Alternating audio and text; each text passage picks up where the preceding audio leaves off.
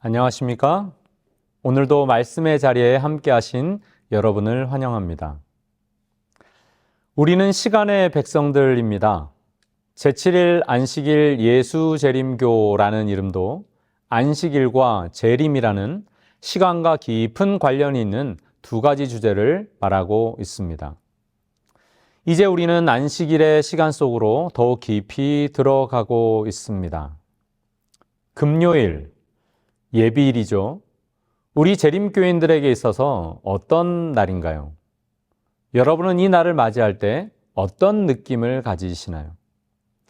조금 덜 하던 관심의 초점이 교회로 향합니다.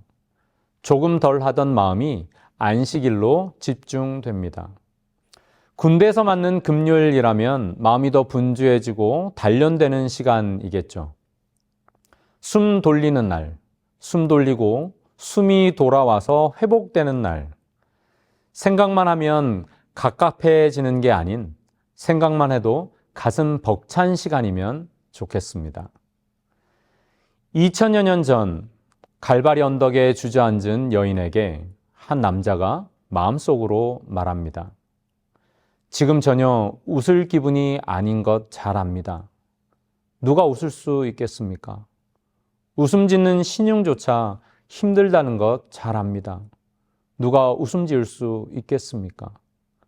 다시 소망을 가져본다는 것이 불가능하게 느껴진다는 것 잘 압니다. 누가 이 순간 힘내라고 할 수 있겠습니까? 그 여인은 예수님의 어머니 마리아였고 이 남자는 제자 요한이었습니다. 한 어머니의 소망이 사라져 버렸습니다. 한 공동체의 지도자가 죽었습니다. 한 민족의 꿈이 물거품이 되었습니다. 그리고 하늘은 그 빛을 잃었습니다. 그날은 주일 중 6째 날, 금요일이었습니다. 그리스도의 죽음으로 제자들의 희망은 사라졌습니다. 그분의 감겨진 눈꺼풀과 수그러진 머리와 피가 엉겨있는 머리카락과 찢어진 그분의 팔과 다리를 제자들은 똑똑히 보았습니다. 그들의 고통은 말로 표현할 수 없었습니다. 마지막까지 제자들은 예수께서 죽으시리라는 사실을 믿지 않았을 뿐 아니라 그분이 참으로 죽으셨다는 것을 믿을 수 없었습니다. 슬픔에 억눌려서 그들은 바로 그 금요일, 그들이 직면한 장면에 대해 예언하신 예수님의 말씀을 기억할 수 없었습니다.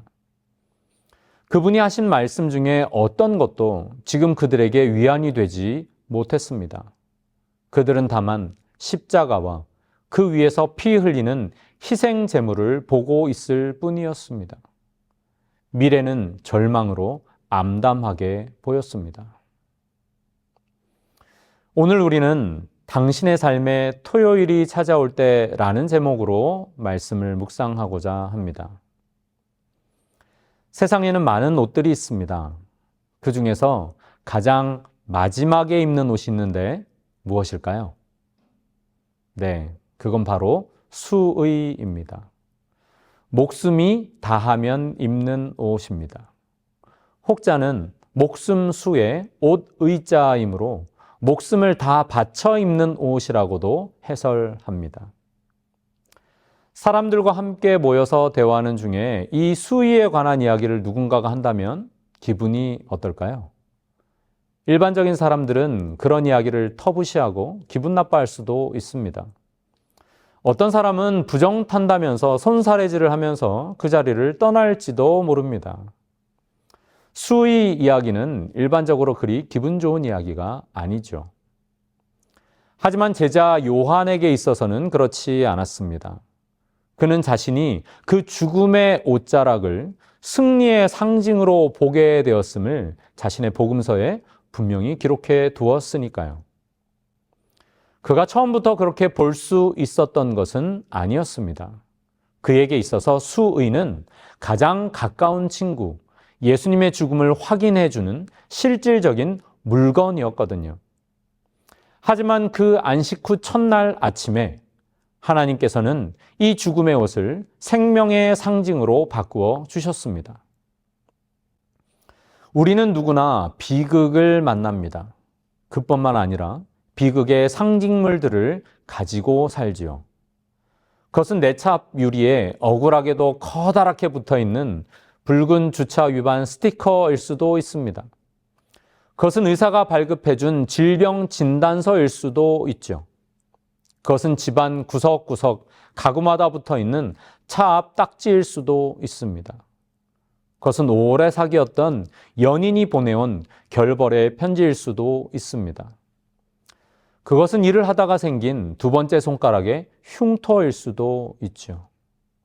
우린 이런 것들을 좋아하지 않습니다. 그리고 원하지도 않습니다. 하나님께서는 그런 것들도 사용하셔서 무엇인가를 이루실 수 있을까요? 내 삶의 모든 것을 다 아시는 그분께서 그런 것들로 그것들을 다 사용하셔서 무엇인가를 하실 수 있을까요? 성경 로마서 8장 28절을 함께 찾아 읽겠습니다. 우리가 알거니와 하나님을 사랑하는 자, 곧 그 뜻대로 부르심을 입은 자들에게는 모든 것이 합력하여 선을 이루느니라. 이 말씀이 과연 어디까지 해당되는 걸까 생각해 보셨습니까? 특히 여기 모든 것이라는 표현 말입니다. 거기에는 주차 위반 스티커, 질병 진단서, 차 앞 딱지, 결별의 편지, 손가락의 흉터, 이런 것도 포함될까요? 요한은 그렇다고 답할 것입니다. 요한은 우리에게 우리가 기다리며 지켜볼 수만 있다면 하나님은 어떤 비극이라도 승리로 바꾸실 수 있다라고 말해 줍니다. 그리고 그 금요일의 이야기를 들려줄 것입니다. 요한복음 19장 38절부터 40절 말씀입니다. 아리마대 사람 요셉은 예수의 제자이나 유대인이 두려워 그것을 숨기더니 2일 후에 빌라도에게 예수의 시체를 가져가기를 구하매 빌라도가 허락하는지라. 이에 가서 예수의 시체를 가져가니라. 일찍이 예수께 밤에 찾아왔던 니고데모도 몰약과 침향 섞은 것을 100리트라쯤 가지고 온지라. 이에 예수의 시체를 가져다가 유대인의 장례 법대로 그 향품과 함께 세마포로 쌌더라. 아리마대 사람 요셉과 니고데모가 나섰습니다.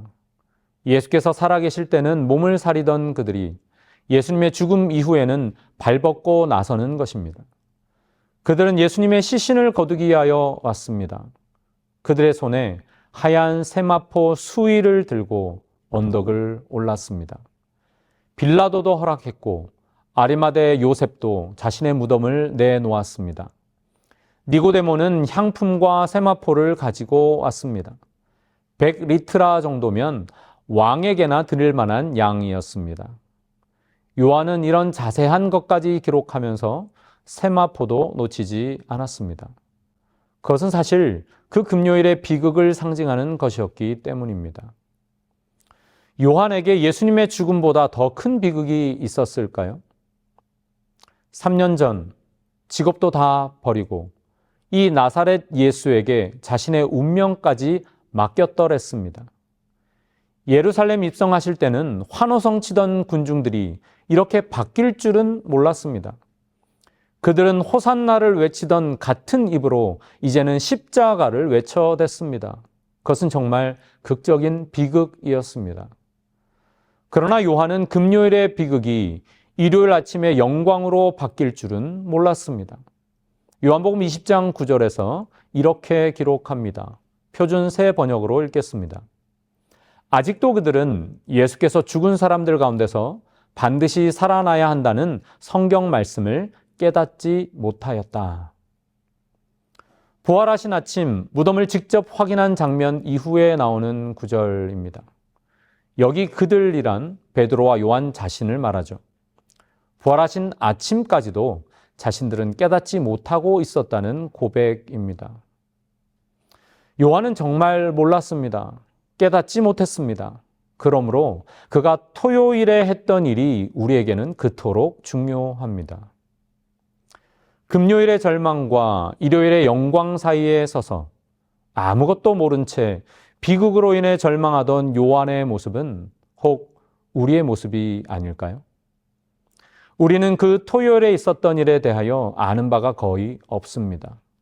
단지 아는 것은 일요일 아침에 요한이 그곳에 있었다는 사실입니다. 예수님은 금요일에 죽으셨습니다. 호흡이 사라졌습니다. 무덤에 묻혔습니다. 요한의 친구 예수님도 묻혔고 요한의 미래도 그곳에 함께 묻혔습니다. 그러나 요한은 떠나지 않았습니다. 자기 말대로 그가 부활을 기다린 것은 분명 아니었습니다. 그는 정말 몰랐습니다. 그렇다면 왜 거기 있었을까요? 왜 여전히 남아 있었을까요? 그는 얼마든지 떠날 만도 했었습니다. 이젠 예수님을 따르던 사람들을 잡기가 한결 쉬워진 때였기에 몸을 사리는 것이 최선이었습니다. 그런데도 엠마오로 가던 두 제자처럼 떠나지 않고 왜 여전히 남아 있었을까요? 어쩌면 예수님의 부탁 때문에? 어머니를 맡아달라는 그 부탁 때문이었는지도 모릅니다. 혹은 갈 데가 없거나 또 다른 어떤 이유일 수도 있습니다. 하지만 그가 머무른 것은 예수님을 사랑했기 때문일지도 모릅니다. 시대소망 772쪽은 다음과 같이 기록합니다. 예수님에 대한 그들의 믿음은 사라졌으나 저희가 지금처럼 주님을 사랑한 적은 일찍이 없었다. 저희가 그처럼 그분의 가치를 이해하고 그분의 임재하심의 필요를 느낀 때는 일찍이 없었다. 예수님은 기적의 사람이었습니다. 위대한 스승이셨죠.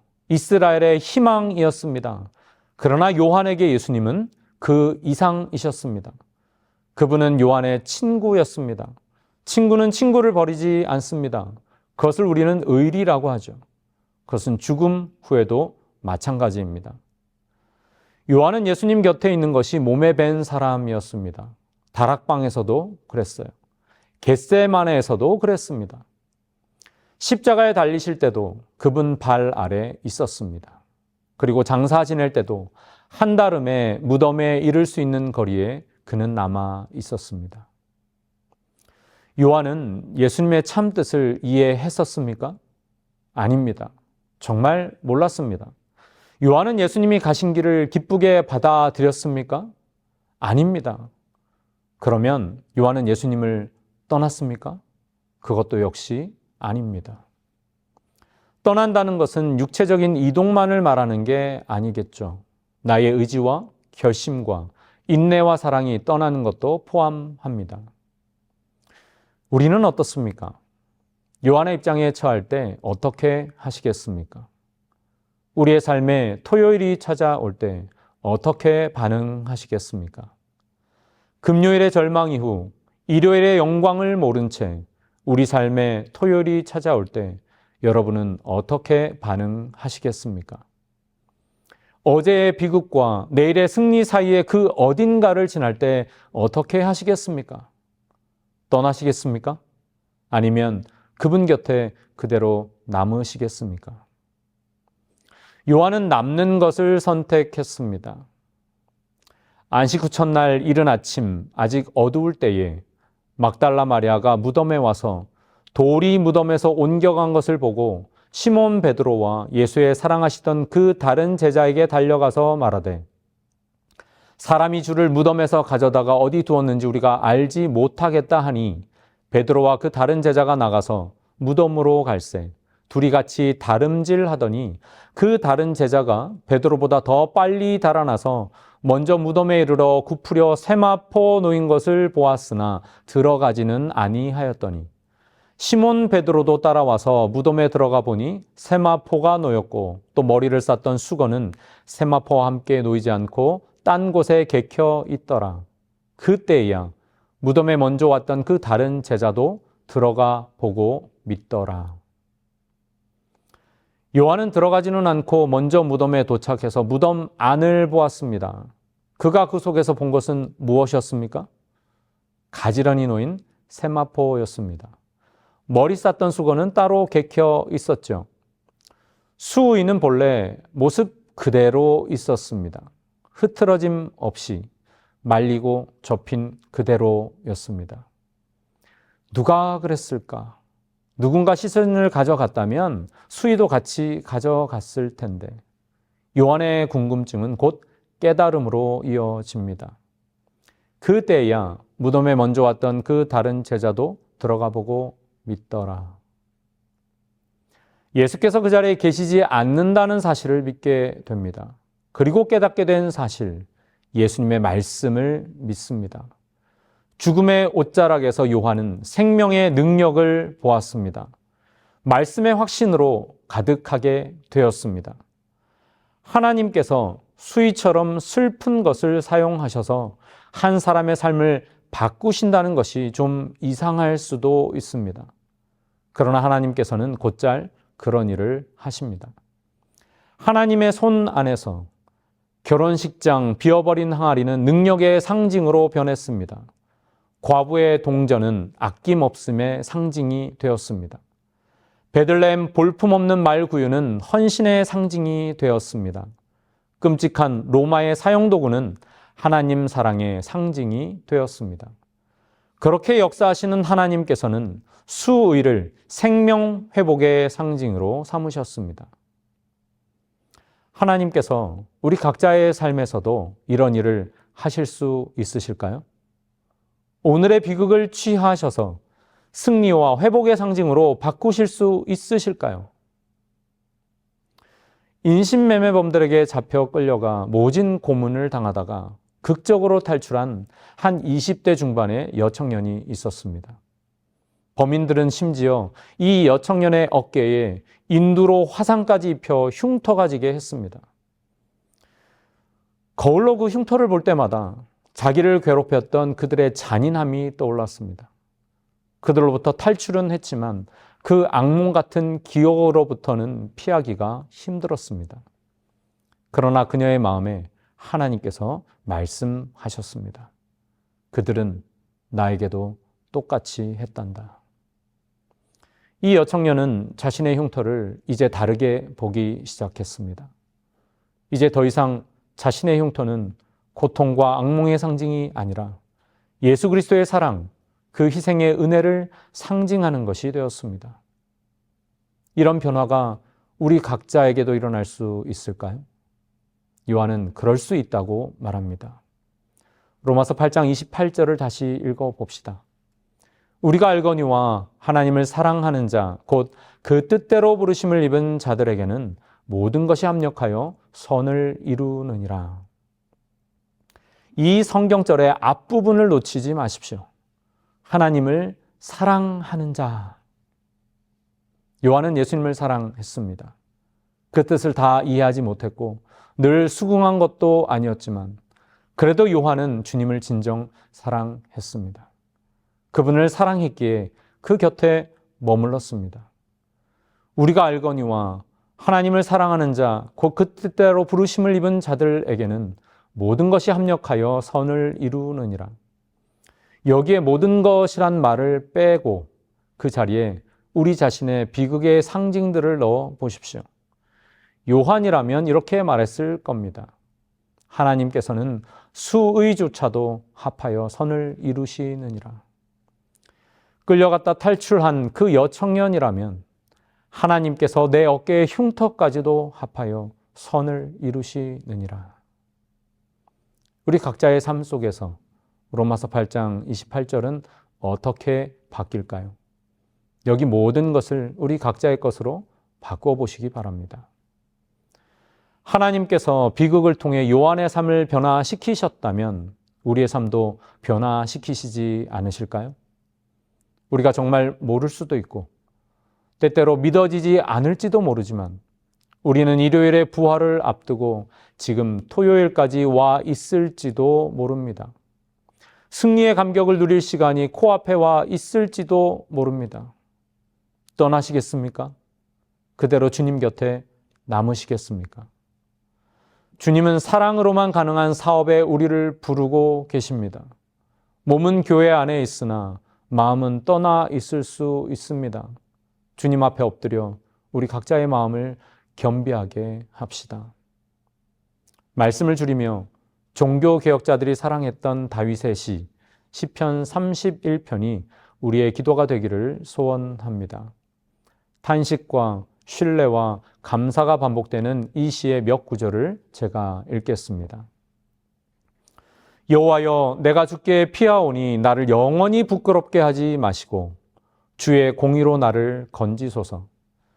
주는 나의 반석과 산성이시니 그러므로 주의 이름을 생각하셔서 나를 인도하시고 지도하소서. 내가 주의 인자하심을 기뻐하며 즐거워할 것은 주께서 나의 고난을 보시고 환난 중에 있는 내 영혼을 아셨으며 나를 원수의 수중에 가두지 아니하셨고 내 발을 넓은 곳에 세우셨음이니이다. 여호와여, 내가 고통 중에 있사오니 내게 은혜를 베푸소서. 내가 근심 때문에 눈과 영혼과 몸이 쇠하였나이다.